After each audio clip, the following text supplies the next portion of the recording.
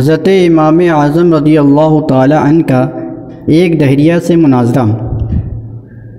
ہمارے امام حضرت امام اعظم رضی اللہ تعالی عنہ کا ایک دہریہ یعنی خدا کی ہستی کے منکر سے مناظرہ مقرر ہوا، اور موضوع مناظرہ یہی مسئلہ تھا کہ عالم یعنی دنیا کا کوئی خالق ہے یا نہیں۔ اس اہم مسئلے پر مناظرہ، اور پھر اتنے بڑے امام سے۔ چنانچہ میدان مناظرہ میں دوست دشمن سبھی جمع ہو گئے، مگر حضرت امام اعظم وقت مقررہ سے بہت دیر کے بعد مجلس میں تشریف لائے۔ دہریے نے پوچھا کہ آپ نے اتنی دیر کیوں لگائی؟ آپ نے فرمایا کہ اگر میں اس کا جواب یہ دوں کہ میں ایک جنگل کی طرف نکل گیا تھا، وہاں ایک عجیب واقعہ نظر آیا جس کو دیکھ کر میں حیرت میں آ کر وہیں کھڑا ہو گیا، اور وہ واقعہ یہ تھا کہ دریا کے کنارے ایک درخت تھا۔ دیکھتے ہی دیکھتے وہ درخت خود بخود کٹ کر زمین پر گر پڑا، پھر خود اس کے تختے تیار ہوئے، پھر ان تختوں کی خود بخود ایک کشتی تیار ہوئی اور خود بخود ہی دریا میں چلی گئی، اور پھر خود بخود ہی وہ دریا کے اس طرف کے مسافروں کو اس طرف اور اس طرف کے مسافروں کو اس طرف لانے اور لے جانے لگی، پھر ہر ایک سواری سے خود ہی کرایہ بھی وصول کرتی تھی۔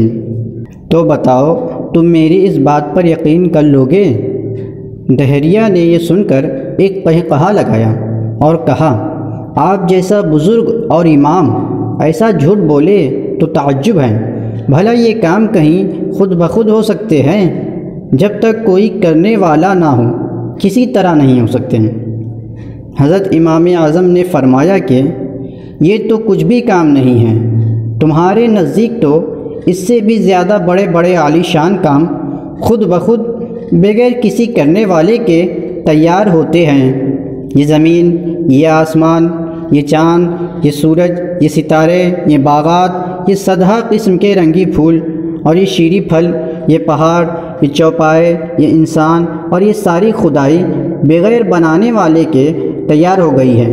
اگر ایک کشتی کا بغیر کسی بنانے والے کے خود بخود بن جانا جھوٹ ہے، تو سارے جہان کا بغیر بنانے والے کے بن جانا اس سے بھی زیادہ جھوٹ ہے۔ دہریہ آپ کی تقریر سن کر دم بخود حیرت میں آ گیا اور فوراً اپنے عقیدہ سے تائب ہو کر مسلمان ہو گیا۔ کتاب تفسیر کبیر صفحہ 221 جلد اول۔